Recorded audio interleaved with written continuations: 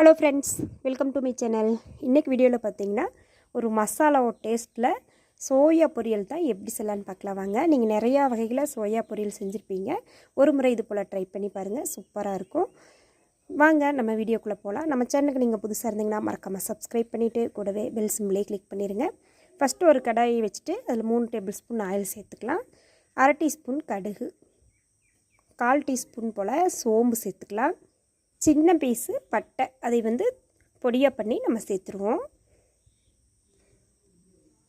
இப்போ இது கூட பார்த்திங்கன்னா கொஞ்சமாக ஜாதிக்காய், கொஞ்சமாக ஒரு பிஞ்சுக்கு கொஞ்சம் அதிகமாக ஜாதிக்காய் சேர்த்துக்கலாம்.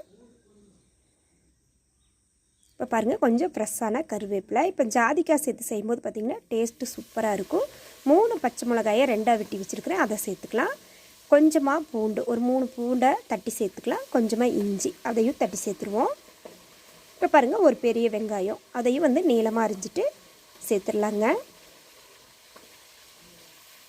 பாருங்கள், இது கூட கொஞ்சமாக மல்லி இலைகள். அடுப்பு லோ ஃப்ளேமில் வச்சுட்டு நல்லா வதக்கி விட்டுருவோம்.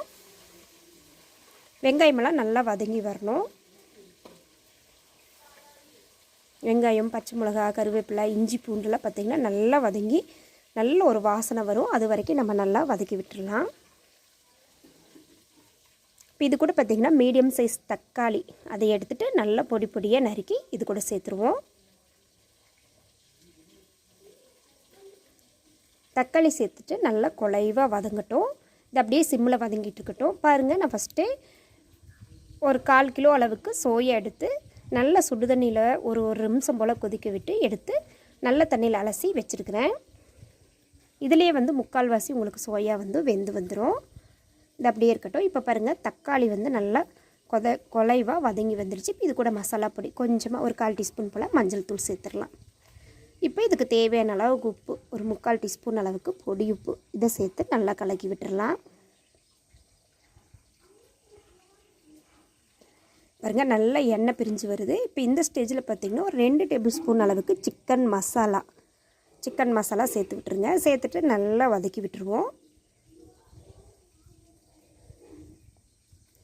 இது கூட பார்த்திங்கன்னா மல்லித்தூள் 2 டேபிள் ஸ்பூன் அளவுக்கு சேர்த்துக்கலாங்க.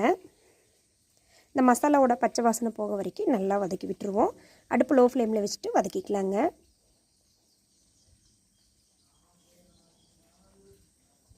நல்லா தக்காளி, வெங்காயம், மசாலா நல்லா ஒன்றோட ஒன்றா ஒட்டி சுருண்டு நல்லா வதங்கி வந்துருச்சு. எண்ணெய் நல்லா பிரிஞ்சு வரணும். அது வரைக்கும் நம்ம அடுப்பு லோ ஃப்ளேமில் வச்சுட்டு வதக்கி விட்டுறலாங்க.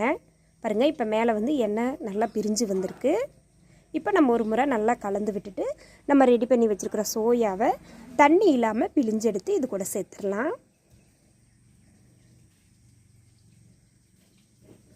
பாருங்கள், இது போல் தண்ணி இல்லாமல் இருக்கணும். நல்லா பிழிஞ்சிட்டு சேர்த்துக்கோங்க.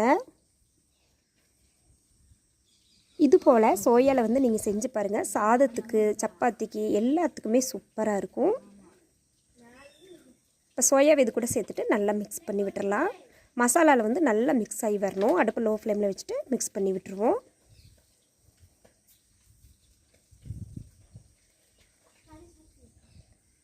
நீங்கள் சோயா நிறையா வெரைட்டியில் ட்ரை பண்ணியிருப்பீங்க. ஒரு முறை இது போல் நீங்கள் செஞ்சு பாருங்கள்.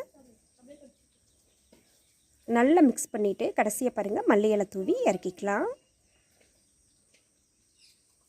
அவ்வளோதாங்க, சூப்பரான நல்ல டேஸ்டியான சோயா மசாலா பொரியல் ரெடி ஆயிடுச்சு. ஃப்ரெண்ட்ஸ், இந்த வீடியோ பிடிச்சிருந்தா சேனலை மறக்காமல் சப்ஸ்கிரைப் பண்ணிடுங்க. லைக் பண்ணுங்கள், ஷேர் பண்ணுங்கள், கமெண்ட் பண்ணுங்கள். நல்ல ஒரு சாதத்தோட அருமையான சைடிஷ் வெரைட்டி ரைஸு, ரச சாதம், சப்பாத்தி எல்லாத்துக்குமே சூப்பராக இருக்கும். கொஞ்சம் தண்ணி சேர்த்துட்டு நம்ம கிரேவியாக கூட பண்ணலாம். டேஸ்ட்டு சூப்பராக இருக்கும்.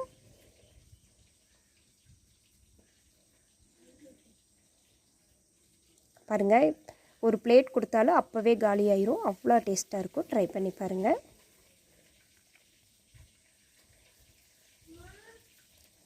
தேங்க்யூ ஃபார் வாட்சிங்.